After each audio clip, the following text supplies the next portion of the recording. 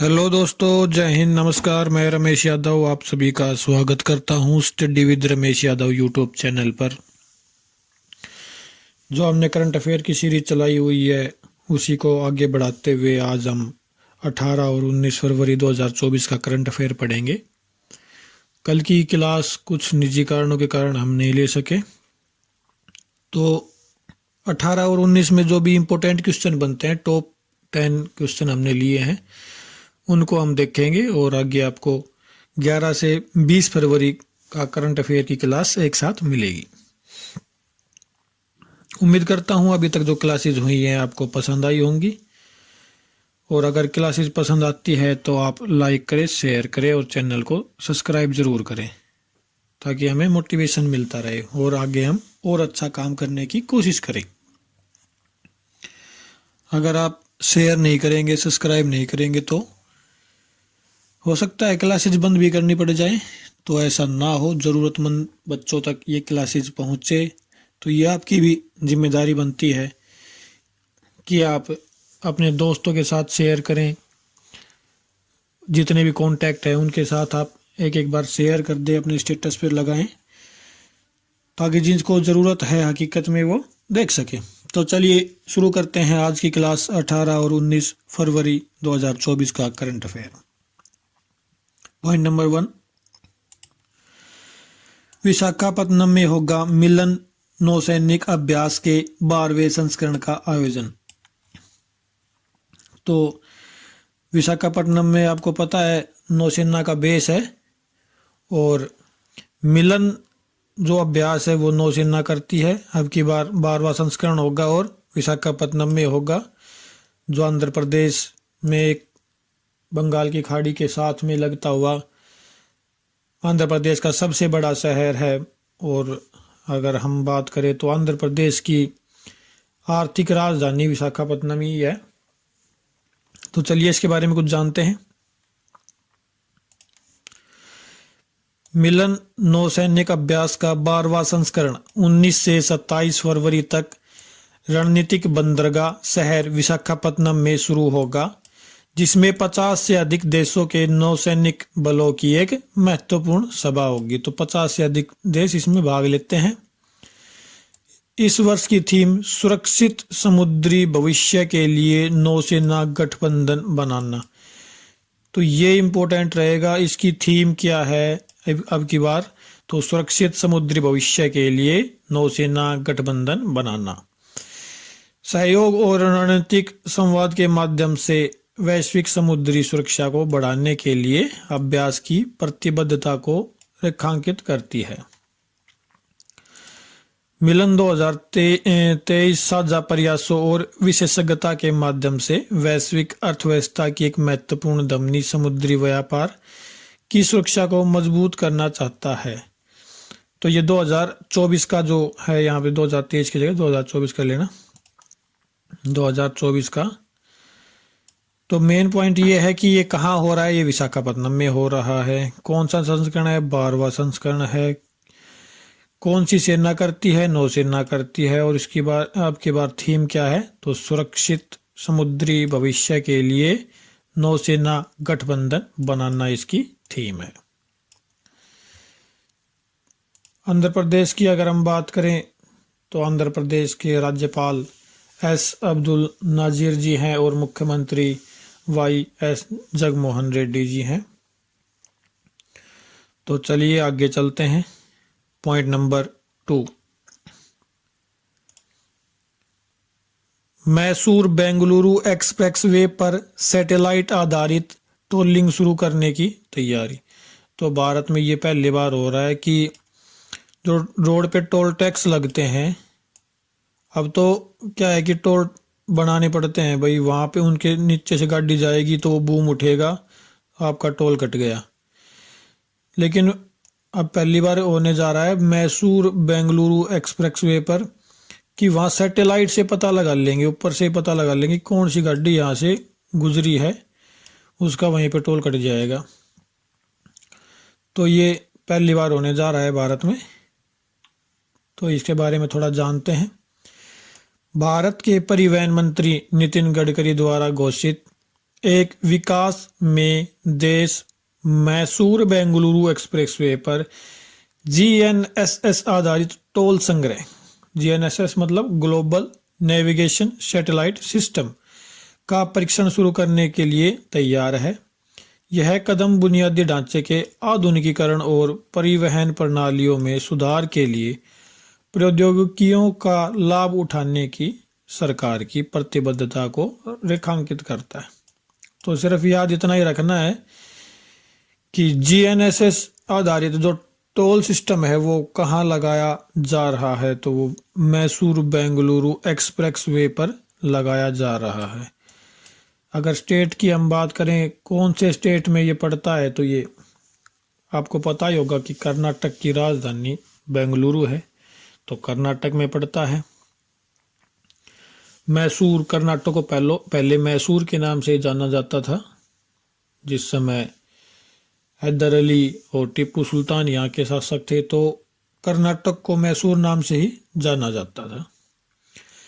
कर्नाटक के बारे में अगर हम बात करें तो यहाँ के राज्यपाल थावरचंद गहलोत जी हैं और मुख्यमंत्री सिद्धारमैया जी। चलिए आगे चलते हैं। पॉइंट नंबर 3,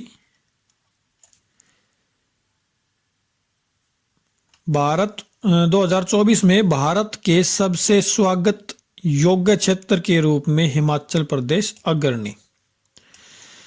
स्वागत योग्य मतलब कि वहां की जनता, वहां के लोग कितने मिलनसार हैं। भाई एक तो कोई अगर टूरिस्ट आता है उनके साथ झगड़ा करें, लड़ाई करें, एक मिलनसार हो, आए तो स्वागत करें उनका। तो भारत में सबसे स्वागत योग्य क्षेत्र हिमाचल प्रदेश बना है, हमारा स्टेट। तो बहुत अच्छी बात है। चलो इसके बारे में कुछ जानते हैं। booking.com एक साइट है जहाँ से हम अपना मतलब बुक करते हैं कि भाई हमें वहाँ घूमना है, तो वो एक साथ पैसे लेके और आपको उन स्पॉट पे घुमाएंगे।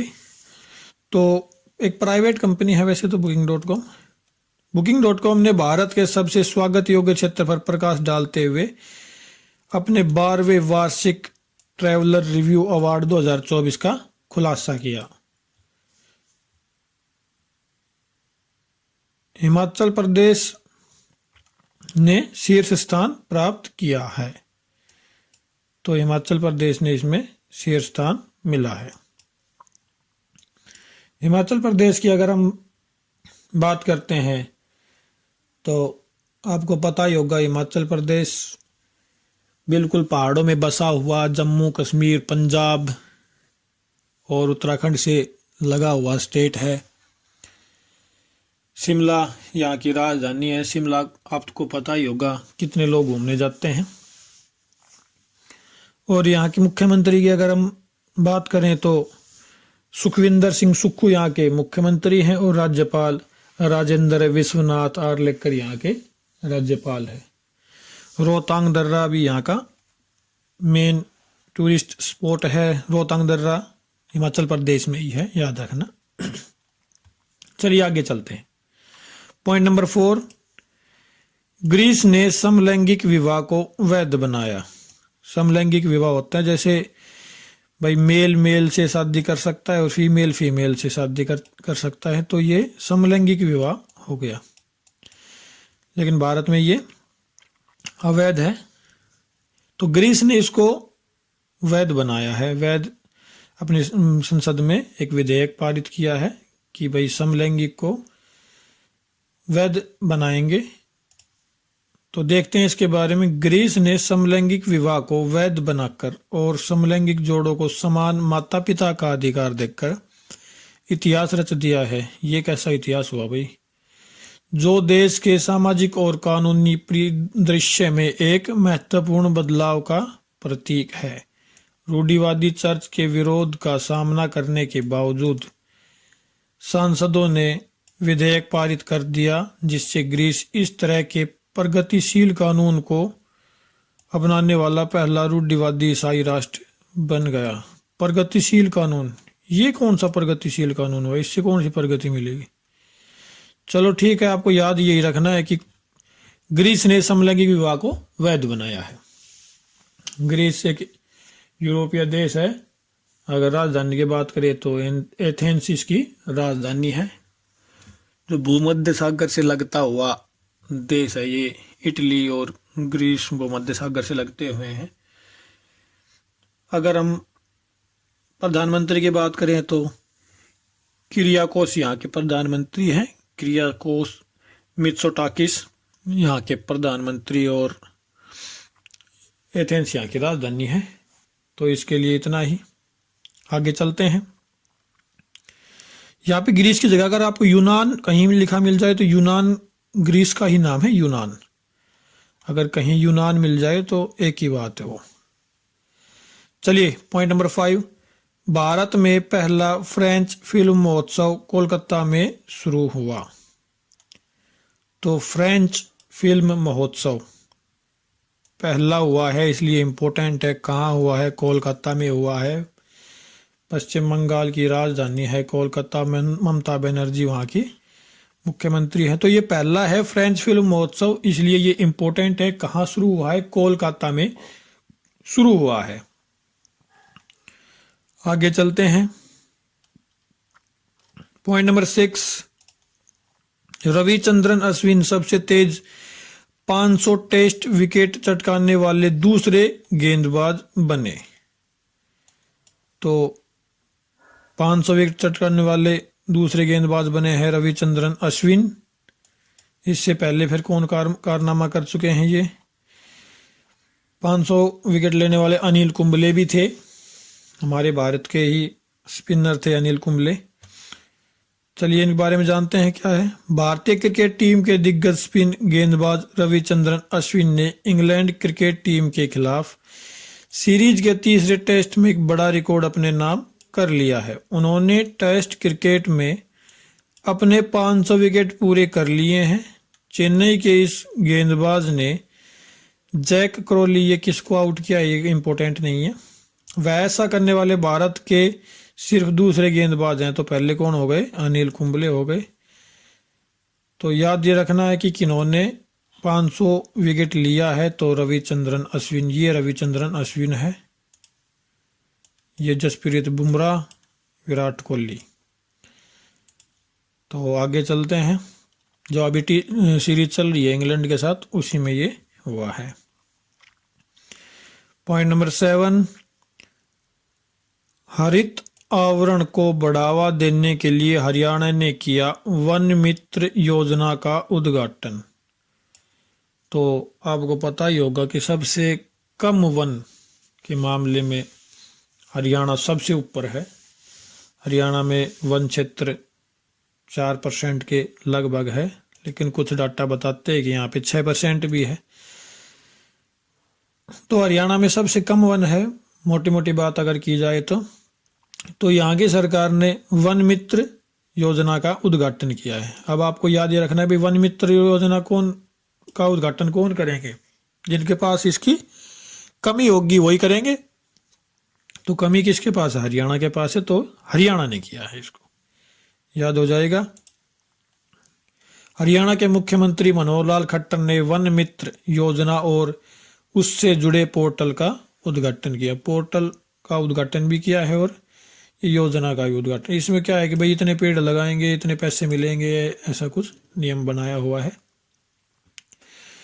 हरियाणा की बात करें तो राजधानी यहाँ की चंडीगढ़ है, जो एक केंद्र शासित प्रदेश है। हरियाणा की राजधानी भी चंडीगढ़ है और पंजाब की भी। और हरियाणा के मुख्यमंत्री मनोहर लाल खट्टर हैं। और राज्यपाल की बात करें तो बंडारू दत्तात्रेय यहाँ के राज्यपाल हैं। चलिए आगे चलते हैं। यूएस हाउस ने क्वाड बिल पारित किया। तो यूएस हाउस आपको पता ही होगा, नाम से पता चल रहा है। यूएस यूनाइटेड स्टेट हाउस ने क्वाड मतलब होता है 4। तो 4 लोगों ने जो मिलकर बिल बनाया है उसको पारित किया है। देखते हैं इसके बारे में। अमेरिकी प्रतिनिधि सभा ने अमेरिका, ऑस्ट्रेलिया, भारत और जापान, 4 हो गए ना, अमेरिका, ऑस्ट्रेलिया, भारत और जापान के बीच सहयोग बढ़ाने के उद्देश्य से क्वाड बिल को भारी बहुमत से पारित कर दिया। तो ये कौन कौन से देश हैं? ये 4 देश हैं। कहाँ पारित किया गया है? यूएस हाउस में पारित किया गया है। यही इंपॉर्टेंट रहेगा। आगे चलते हैं। पॉइंट नंबर 9, उड़ान फेम एक्ट्रेस कविता चौधरी का 67 साल की उम्र में निधन। क्या हो रहा आज? तो उड़ान एक सीरियल आता था टीवी में, तो उनकी पॉपुलर जो एक्ट्रेस थी कविता चौधरी, उनका निधन हो गया है 67 साल की उम्र में। तो क्वेश्चन इस प्रकार से बनते हैं कि हाल ही में कविता चौधरी का निधन हुआ है, वो किस क्षेत्र से संबंधित थी? तो अभिनय से संबंधित थी।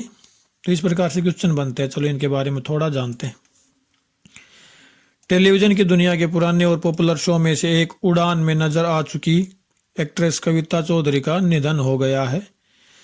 कविता कैंसर से पीड़ित थी और पिछले काफी समय से वह बीमारी से जूझ रही थी। तो बस याद यही रखना है कि कविता चौधरी इनका नाम था और अभिनय से इनका संबंध था। आगे चलते हैं। पॉइंट नंबर 10, लेबनानी न्यायाधीश नवाफ सलाम को आईसीजे का नया अध्यक्ष चुना गया। तो आईसीजे आपको पता ही होगा, अंतर्राष्ट्रीय न्यायालय है आईसीजे। तो उसका नया अध्यक्ष चुना गया है नवाफ सलाम को। इनके बारे में जानते हैं। नवाफ सलाम को अमेरिकी न्यायाधीश जॉन डोनोग्यू के स्थान पर हेग में आईसीजे का अध्यक्ष चुना गया। यह महत्वपूर्ण मील का पत्थर। उन्होंने 3 साल के कार्यकाल के लिए इस प्रतिष्ठित पद पर रहने वाले पहले लेबनानी और दूसरे अरब के रूप में चिन्हित करता है। तो आपको पता ही होगा कि लेबनान जो है अरब में है, बेरूत यहाँ की राजधानी है। आईसीजे की अगर हम बात करें तो आईसीजे का मुख्यालय न्यूयॉर्क में है। मैनहट्टन द्वीप समूह है, वहाँ पे ही उसका संयुक्त राष्ट्र का मुख्यालय है। और द हेग नीदरलैंड में अंतर्राष्ट्रीय न्यायालय का मुख्यालय है। और यहाँ के जो अध्यक्ष बने हैं वो बने हैं नवाफ सलाम। संयुक्त राष्ट्र का मुख्यालय है न्यूयॉर्क में। दिमाग वो मुंह से कुछ गलत निकल गया, सॉरी उसके लिए। तो यही थी आज की क्लास। उम्मीद करता हूँ आपको पसंद आई होगी। अगर पसंद आई है तो लाइक करें, शेयर करें और चैनल को सब्सक्राइब करें। आज के लिए इतना ही। क्लास देखने के लिए आपका बहुत बहुत धन्यवाद। Thank you very much.